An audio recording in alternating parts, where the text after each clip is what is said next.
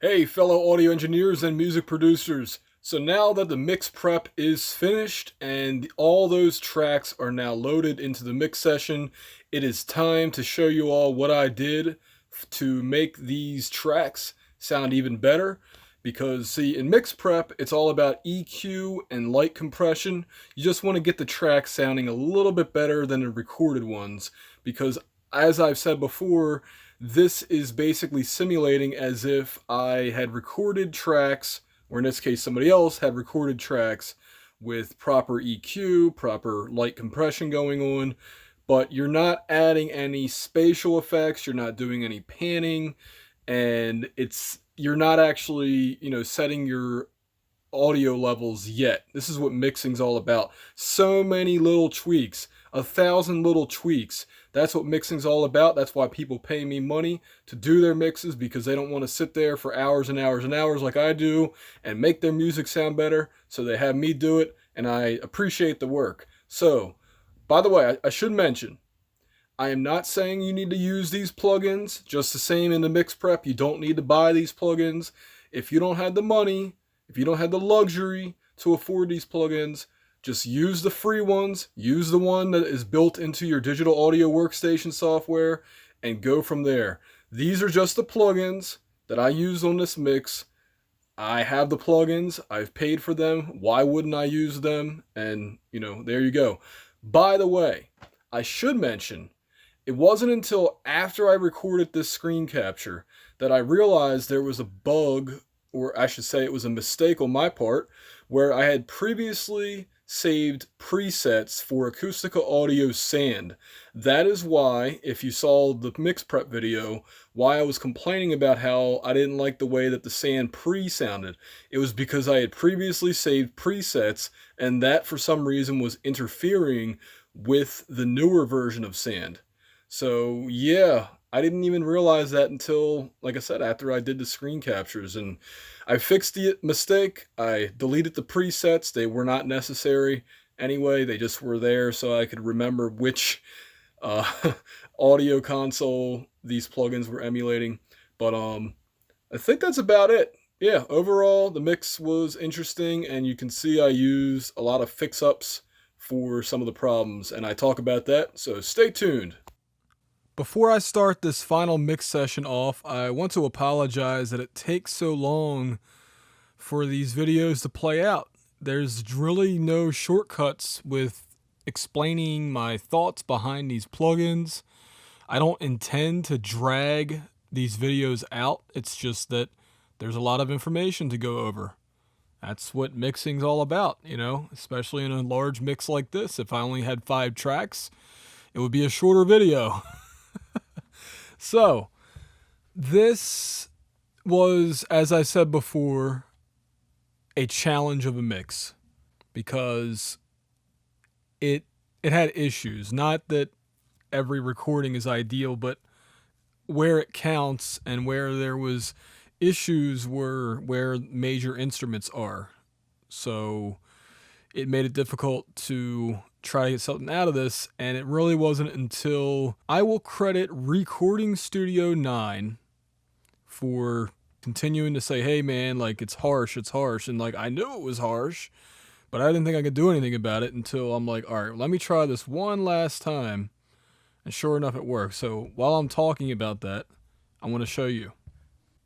On the snare drum, tons and tons of mic bleed. So I finally, after, I did this EQ, I did a cut at about 200 hertz, and that's it for that one. And then this is the biggest part of the chain right here, is the monster. So let me just take this stuff off and play it for you all, like I've been doing.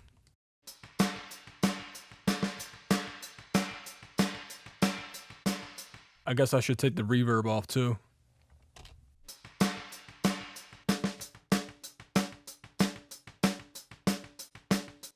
So I didn't like the low end on that. It was just cutting through the mix a little bit too much, muddying it up.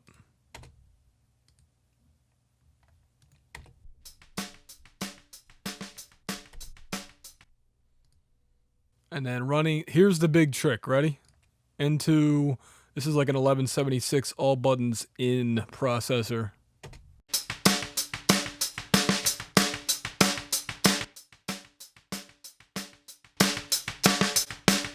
Besides the volume change, it changes just how much smack it's getting. If I didn't have that EQ on, what would it sound like?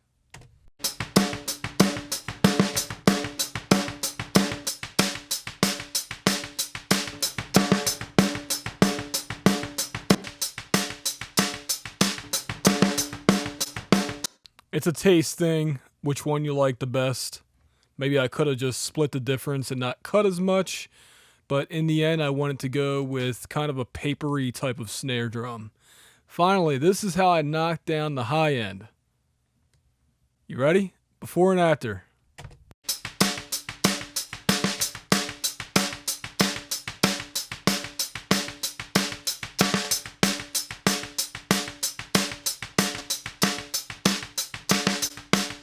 This really came in handy though later in the track.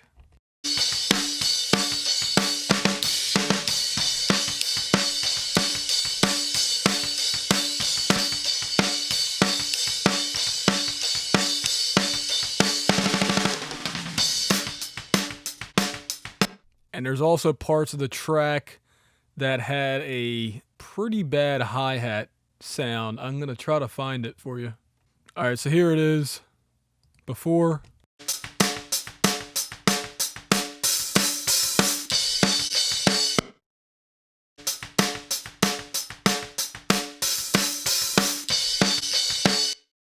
So just knocking down that bleed a little bit. It's not perfect. It's more of a band-aid than a fix, but you know, it's good enough. So, all right, moving on to the synthesizers, since this is what opens up the song.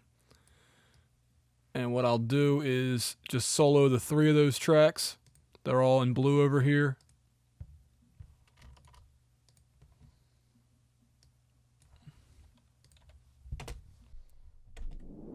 Guess I should show you what I did. So, my thinking behind this is I don't want it interfering with the hi-hats and the drums, even though they're excessive. I didn't want any more high end going on. And also I didn't want it interfering with the low end as well once the bass guitar comes in. So, I thought it kept the fundamentals of the synthesizers, because all these basically got the same EQ treatment. Except this one. I guess this one needed to be a little bit brighter for some reason. And I also needed to even it out with, of course, the LA3A compressor. I also made it stereo. I made it wider. So here we go with the 3 synthesizers. I'll start it off more like right here because there's a few more right here.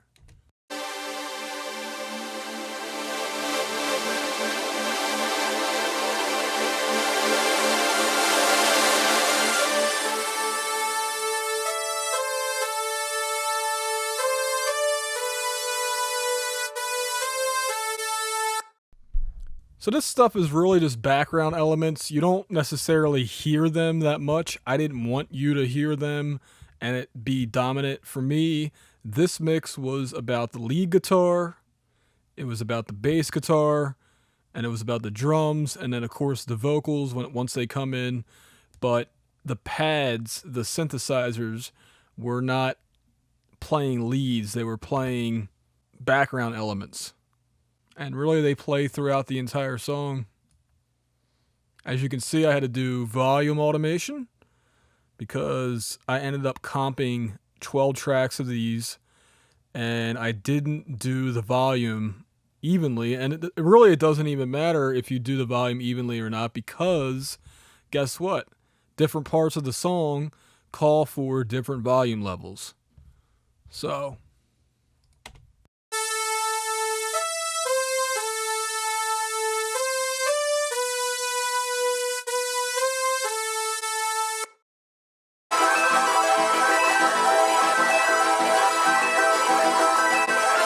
I call this the UFO section But yeah, that's about it for that. Moving on to something a little bit more exciting, let's talk about the rhythm and lead guitars. So on these tracks, let's see, I have on the lead guitar is a slight delay using Sound Toys Micro Shift. And I'll solo just this so you can hear it. And actually, I'll take this off and then you can hear it with and without.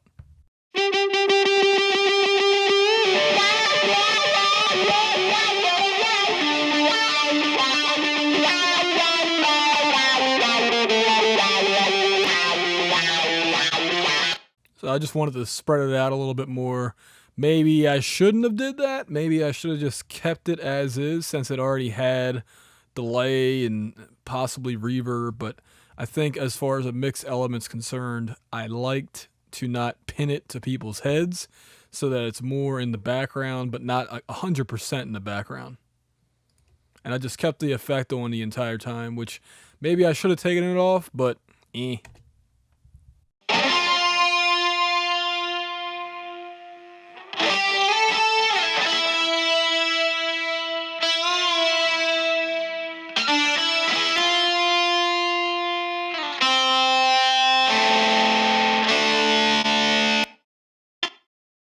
On to the rhythms, and really the rhythms I struggled with getting to punch through the mix, and that may have had to do with the way they were recorded. I personally believe that they were tracked too loud with too much gain, meaning too much overdrive, where there's not a distinction of notes.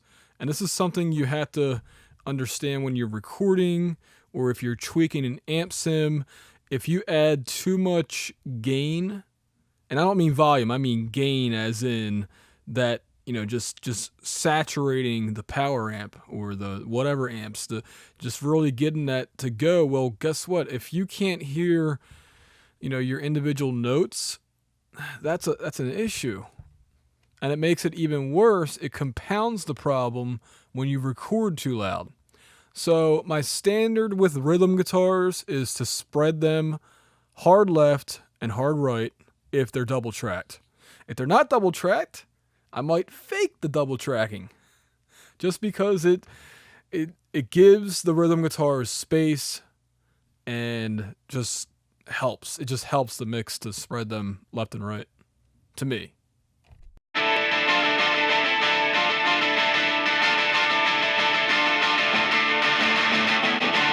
You hear that extra shh sound?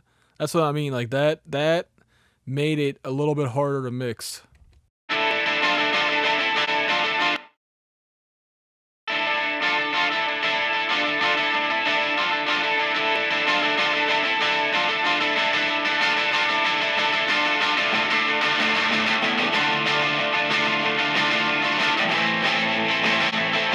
It's just kind of like noise. It's like a wash instead of totally distinctive notes. Now, I know when they're soloed, it sounds okay, but in a mix, that's really where it's hard to poke through the rest of the tracks. Especially because the drums were recorded pretty well except for the clipping and the mic bleed. So here's all three guitars together. Oh, and I forgot to show the FX. So this one, I tried to get the fundamental frequency to be more in the 1 to 2 kilohertz range, and it just simply didn't work. So, that was a failure, and this is the same plugin. This is a Ssl E channel type of equalizer. Ssl 4000 Classic. And then on the guitar send, now this is where things get interesting because we have a dip here. Then we have this. Again, I'm trying to make the 2K be the boosting area. And then here I cut 3K and then cut 5K. And when you cut 5K, it actually makes whatever track you're cutting the 5K from sound like it's more in the distance. A little trick I picked up a long time ago. So maybe I'll do a before and after with this. Ready?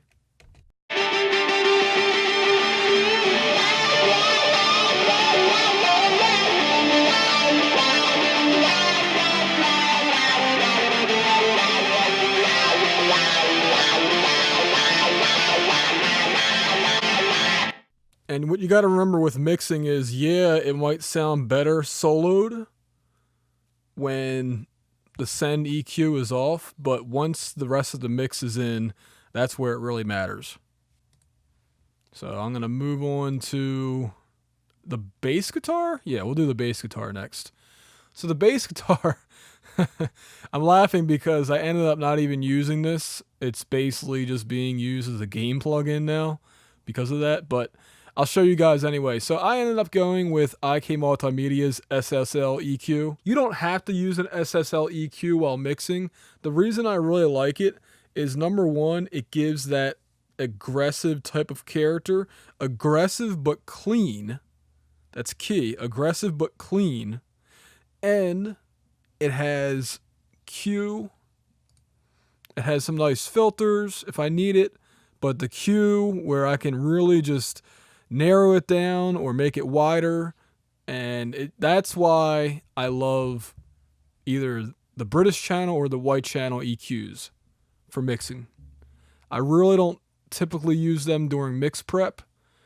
Maybe I could try it, but for me, I like to either stick with API or Neve equalizers. And let's just see. Let's see the before and after. I cut the living crap out of the bass guitar. If you look at that cut. That's 15 decibels at 200 hertz, and then another 15 decibels around 1.1 kilohertz. And let's not forget about the low end cut. Yes, I cut the low end of a bass guitar because it was just too powerful, and I wanted it to be out of the way of the kick drum. So 50 hertz, I cut it. And truth be told, I should have used another EQ so that I could control the Q factor, the bandwidth, but I thought it sounded okay. So let me show you. I'm telling you, I don't think I ended up using this. We'll see.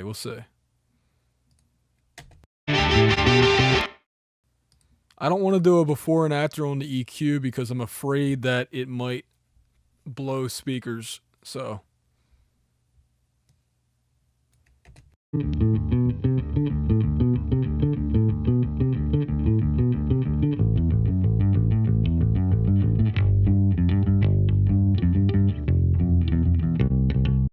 yeah, I don't even really need this. But there it is. It increased the gain. Like I said, it's a gain plugin, essentially. No limiting happening.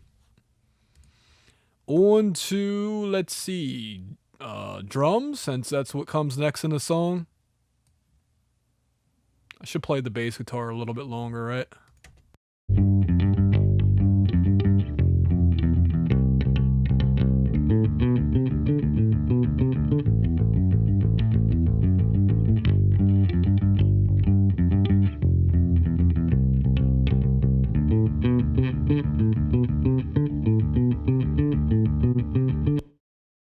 So I guess I'll show kick first because I can show how it does against the bass guitar.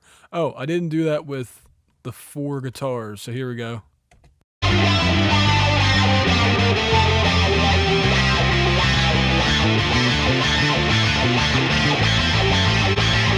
And I forgot to mention, I also panned this lead guitar a little bit to the left because I panned one of the synthesizers a little bit to the right, and it kind of balances that out. Along with the drums, at least for me, it sounded like most of the overheads were cutting through on the right channel, so it just made sense so that it clashed less to be panned to the left.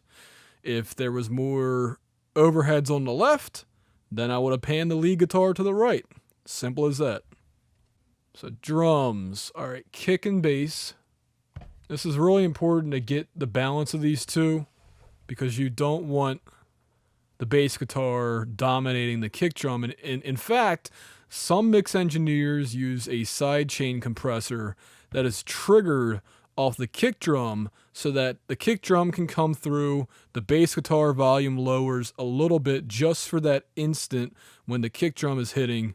And yeah, that's a technique that I've seen many times. I don't always use it. Sometimes I will. I thought that these two instruments didn't clash too much, so check it out.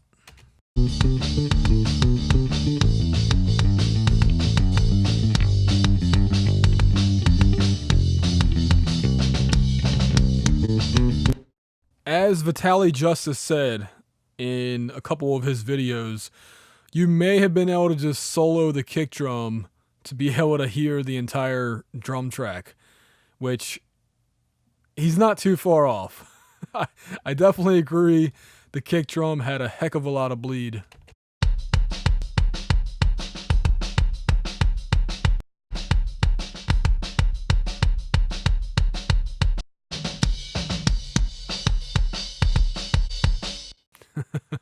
So let's see what's on the kick drum track. Oh, okay. So and I already did the EQing and the compression, but I think I just wanted to flatten it out just a tiny bit more. So I used a 1176 Revision D emulation, which this one to me is one of the better ones. It's definitely one of the better looking ones. The Slate Digital 116, FG116 is also a good one. So basically, I did a section of the Dr. Pepper trick.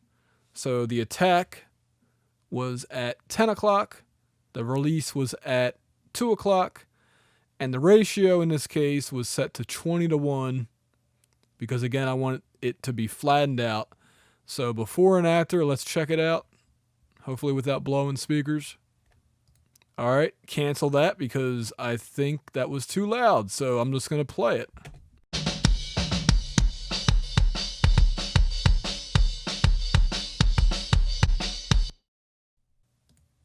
All right, on to the rest of the drums. The overheads, oh yeah. So by themselves, and again, if you're watching this video, be sure to check out the mix prep video first because there's a lot more going on than just what I'm showing here. So first of all, on the overheads, I increased the gain by 2 bits, which is equal to 12 decibels. I don't know why I did that, but here it is. I should have did this during mix prep. Anyway, going to this, I used an Ssl 5000 equalizer. The Ssl 5000 was known as a film or TV show type of console, but it's got nice EQs in it, so hey, whatever. I ended up using a shelf, and see, there's actually a way for you to control between a shelf and a peak, which is pretty neat. So I just put it all the way counterclockwise and set it to somewhere between 6.5 and 12. So we'll just say 10, all right? So at approximately 9 or 10 kilohertz, that's where the frequency was, the center frequency, that's what that's called. And yeah, good times. Before and after, let's do that without messing with the gain.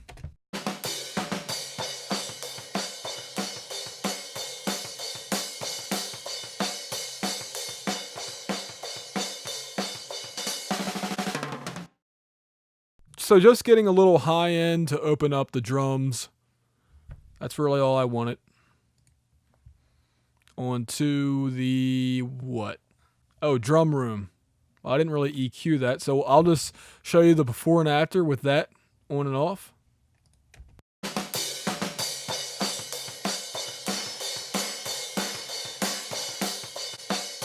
As I said during either the mix prep video or it may have been one of the other videos, these overhead drums just sounded way too not stereo. They're not wide like I kind of like microphones to be on the drum. So I added fake reverb. Made the drums bigger. Snare drum, I already talked about this, so I'll just play it. I'll add it to all the other drums so far without the kick.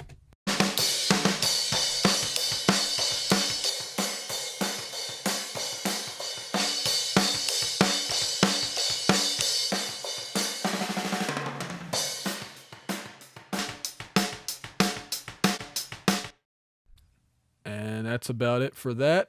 Let's see, tom drums.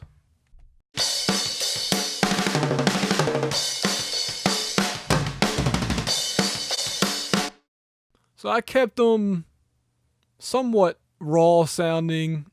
I didn't use any EQ in the mix. I took care of that during mix prep. And I also panned them 32% on the left for the high tom and 32% to the right for the floor tom. And in this case, I did it from the drummer's perspective, because actually I've always debated with this in my head, like, do I want it to be audience perspective or drummer perspective? And Glenn Fricker actually said, if somebody's going to do air drumming, they can't do it if you reverse where the toms are. So that kind of makes sense. Plus, if you think about it, the drummer is used to having his tom drums in a certain way. Therefore, it makes sense that you want to appease the musician. So anyway, on to... Oh, I forgot to enable the snare reverb. So I'll take both of the reverbs off and then put them back on. How about that?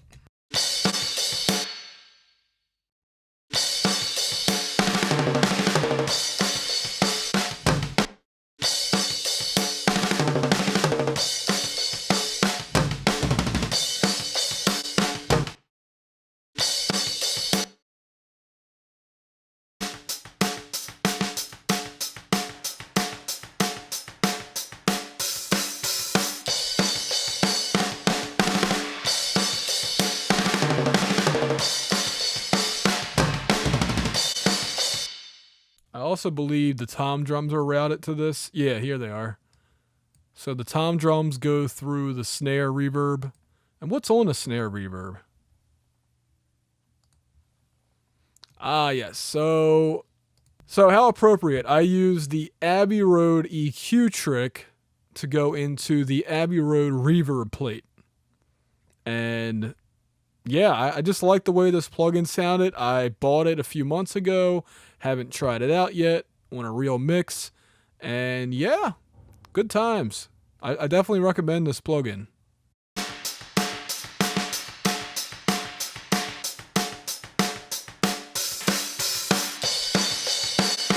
I should show before and after with the EQ. Ready?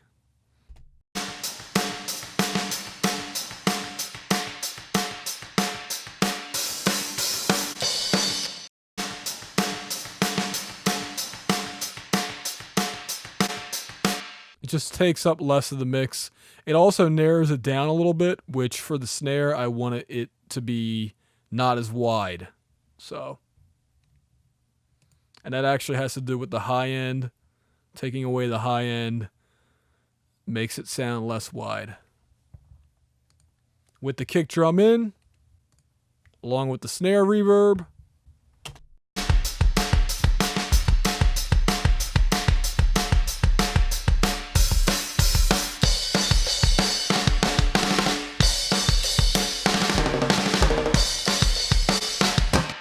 when it's soloed, you can really hear what I was talking about and complaining about with the snare drum getting sucked under the overheads once the chorus kicked in. So over here, it's fine.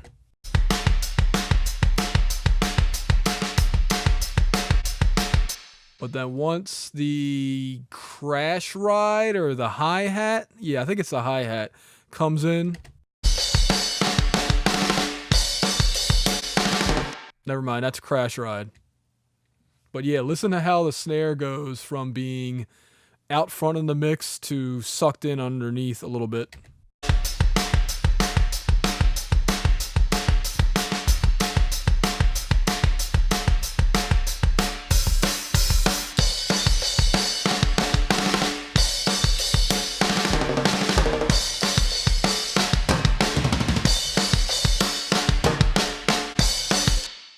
Okay, on to, I guess, vocals, right? That's all we have to talk about. Oh, I should add the guitars in now. I'll add bass last.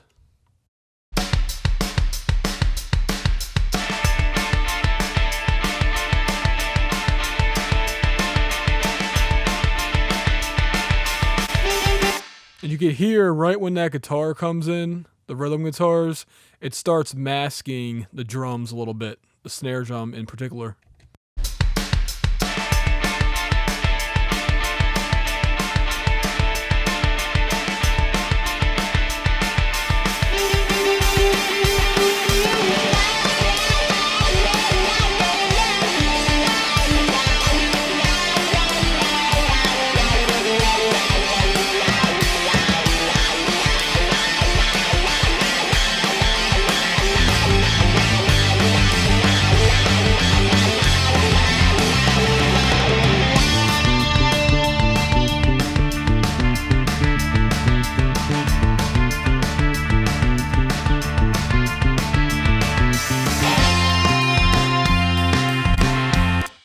Now I'll add the synth in.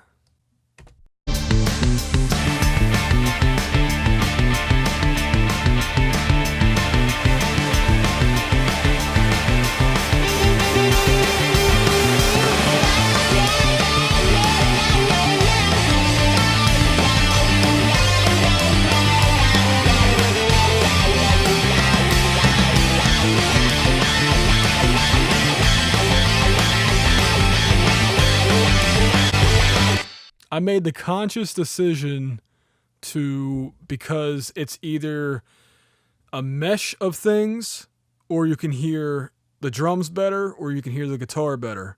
And for this, I looked to other mixes that are out there, the professional level ones. And what do they defer to? They defer to the guitars, because people get excited about those overdriven, distorted guitars. And you can let those drums sink in the background. Once they come back, it's okay. Once they come back, people can hear the drums again just fine. But for those choruses, for those build-ups, for those, just where everything's going chaotic, you got to make a decision. And to me, drums are always secondary to lead instruments. Period. Drums should not be the main focus unless it's a drum solo.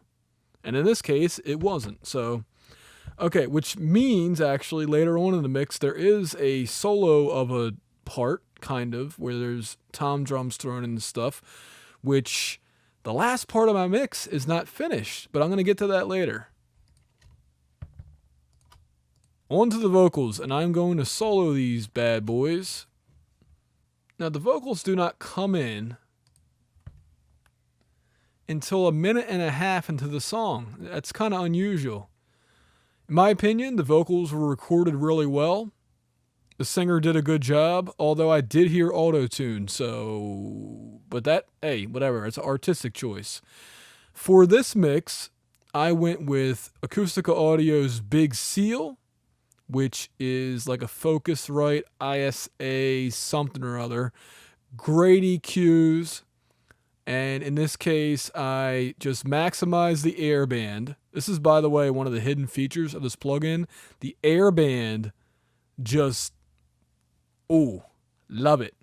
I also, at the last minute, made a cut at the 315 hertz. This was not in my first round of mixes, but on SoundCloud it was. And it really was just to suck out some of that mud that I, for whatever reason, was keeping in because I figured I wanted warm vocals or whatever. But in reality, it just takes away from the other part of the mix, in my opinion. So I sucked those out. And let's see. Yes. The classic vocals settings. 4-to-1 ratio. It's a little hard to see that, but it's a 4-to-1 ratio. Attack at the slowest setting, so fully counterclockwise, and release at the fully fast clockwise setting.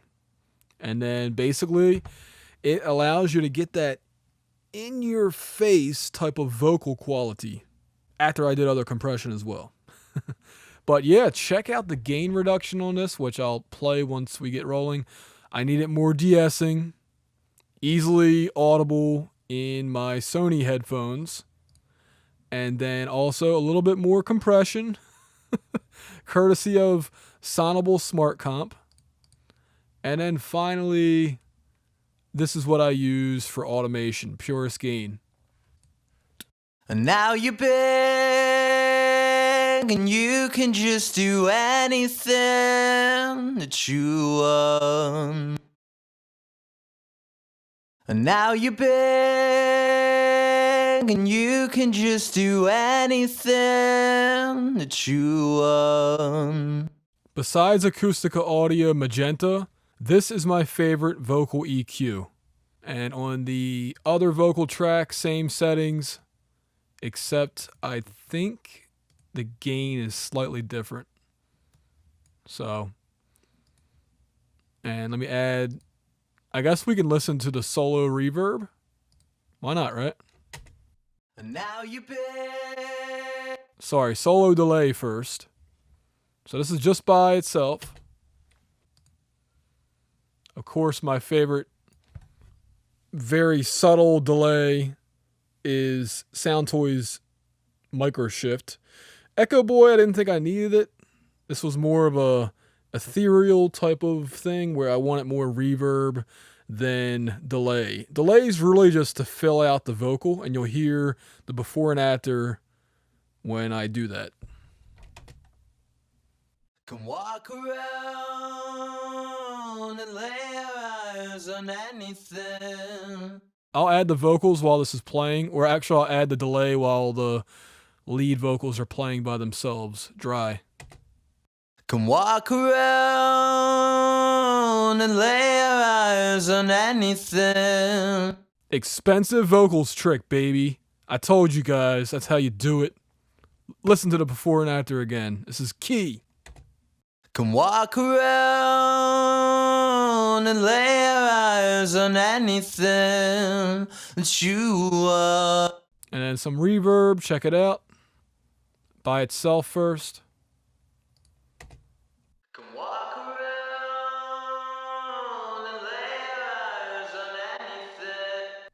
I should mention that, yes, once again, the Abbey Road filtering trick. I set these to 500 and 4K. Why do I use that EQ? I don't know, because I have it. And yes, I still like the Lexicon reverbs, and I still use them. I spent a lot of money on these, and I don't care that I have other reverbs. I spent a lot of money on these.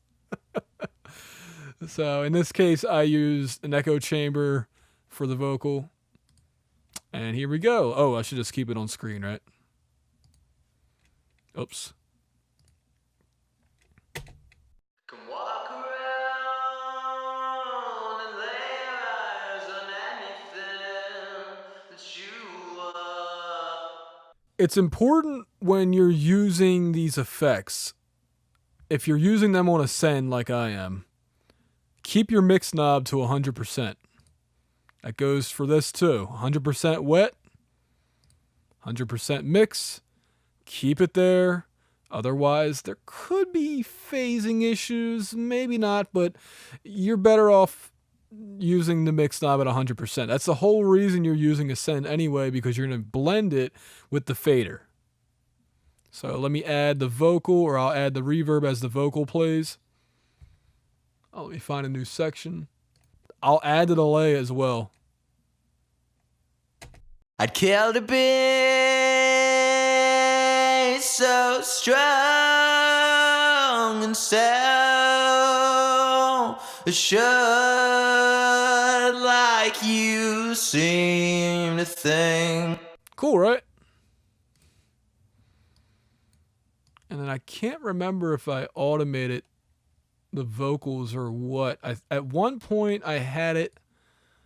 Maybe I don't have it go into the reverb. Let me check. I'll take a look. No, but you know what I could do during the course? I could have just lowered the send amount going to the reverb so that there was less reverb. Let me show you how to do that in real time. And I'll solo the background vocals. Or I should say mute the background vocals. Can't turn back now. All pride aside, I don't want to be anything like you. Access denied, we won't let anybody through, 'cause there's enough already in the room. Reason you want to have less reverb, it's really simple. During choruses, there tends to be more tracks playing at the same time. That's just the way it goes. So you put those vocals out front more by taking away the reverb a little bit. Not a lot, just a little bit. Background vocals. I did not use EQ on them, but I did use effects.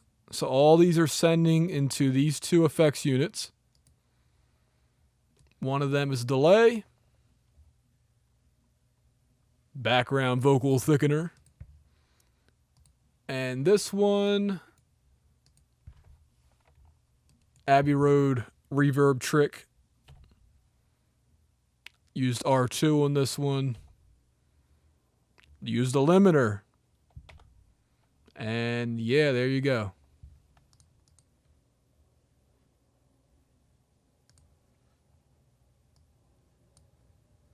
So, I guess the last thing to talk about is the Mixbus, right? So the Mixbus, here we go. Reverb glue.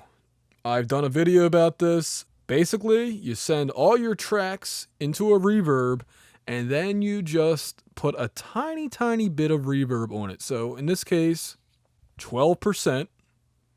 So it's very subtle, but all of the instruments tend to sound a little more together when this is added.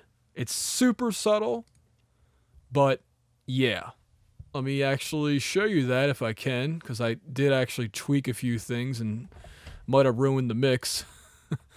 So let's see. I'll keep it off for now. Can't turn back now. All pride aside, I don't want to be anything like you. Will that Yes, this definitely doesn't sound the same. Maybe I'm wrong. Oh, I know what it is. It's because I have the other plugins off.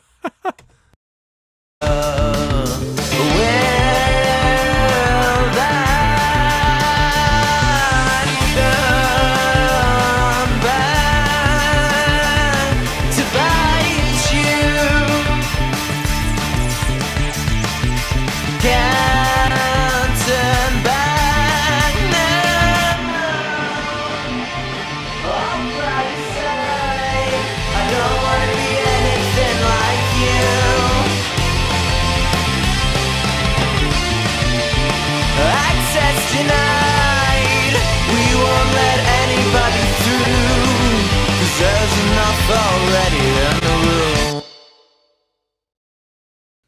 Alright, the rest of the plugins. Oh, I didn't, you know what? I didn't show how much compression I had on the lead vocal. So, it's important to show you guys these little nuanced details. Will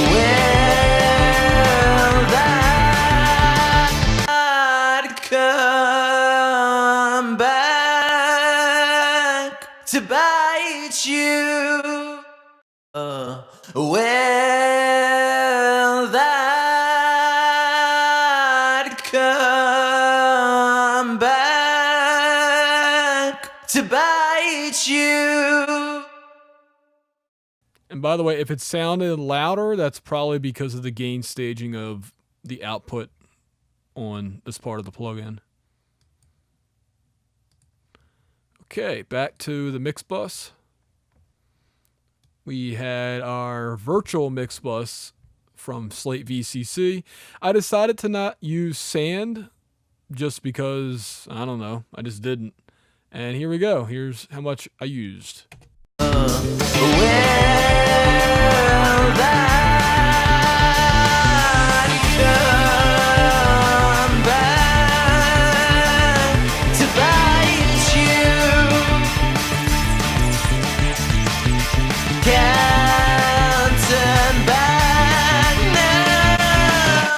I don't know if that actually makes any difference.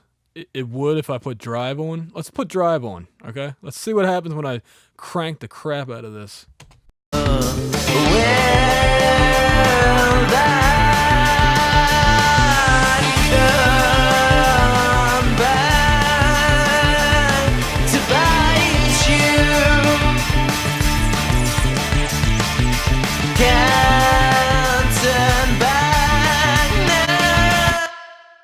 You know what? I actually might go to the non-YouTube mix, which means that I just had the volume changed on this one, and I also made it so that if I change any controls, it wouldn't matter. I'm going to go back and I'm going to add this to my notes and crank the drive up to, what is that, 18 at the top? Yeah, that sounds good, man. Listen to that. Maybe it's just adding a lot of volume, but I like the way, I like what it did.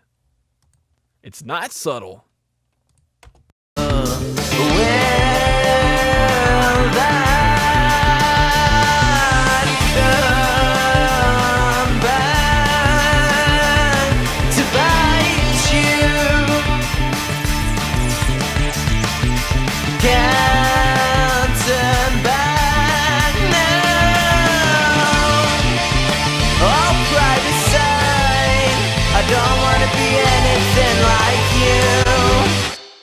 Yeah, I don't know if it's just the volume change, but I'm going to do that.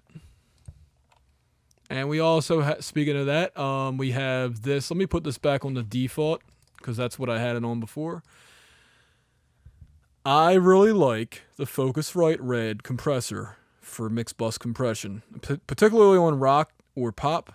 But yeah, I love the CLA Rock HP preset.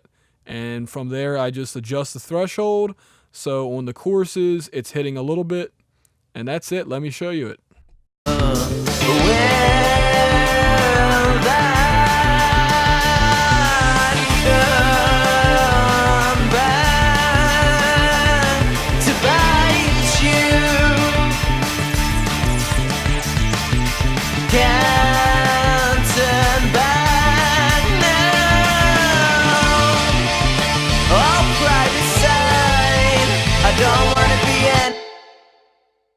And that goes into Slate VTM. By the way, when you have the tape reel spinning, it has a more analog sound to it. You can quote me on that. So if you hide them, it doesn't sound as good.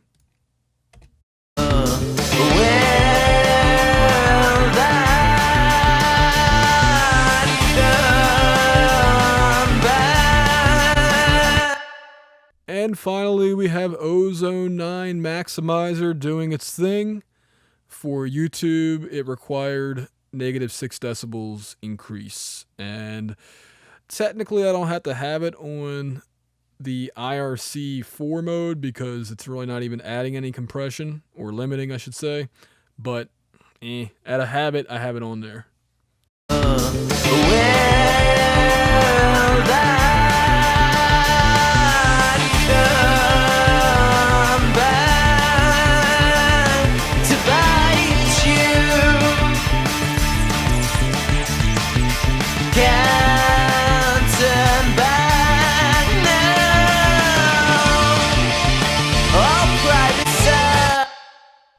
This limiter is capable of doing some heavy limiting without destroying your mix.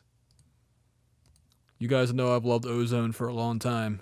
Long-time viewers know I got Ozone, I think, like a month before I started this channel. So, and now it's going to crash on me. Well, that was basically it anyway, except I was going to do some volume automation. And so what I'm going to do is I'm going to go into my original mix. I'm going to save as. I'm going to crank that VCC drive up to 16 or 18, whatever it is, the maximum. And then what I'm going to do is disable Ozone 9, mix a 32-bit floating point file down, and then what I'm going to do is go through and automate the volume so that it doesn't sound so similar throughout the entire mix. In other words, the volume's going to increase here and go down just like maybe 1 or 2, maybe 3 decibels. Probably not 3 decibels, but it really just all depends on what I think I should do it with. By the way, I made a mistake. I thought I could do a mix without ARC or reference. And even though I had ARC in the plugin chain, it was disabled except one time. I had tried using the Acoustica Audio Scarlett to make the track sound better, and so I put it on, and it did make it better, but then I had to change a bunch of things anyway. So yeah, ARC was not used during Mix War number 1. Mix War number 2, I'm going to use ARC. Yeah. I'm sorry I didn't use it, because yeah, it could have maybe saved me from some chasing my tail. And I always advise you guys to use speaker enhancement stuff, and I went against my own advice. So yeah, anyway, that's enough. Thanks for watching, everybody. I hope I taught a few of you a few things. If not, then I don't know, go watch another channel or something. See ya.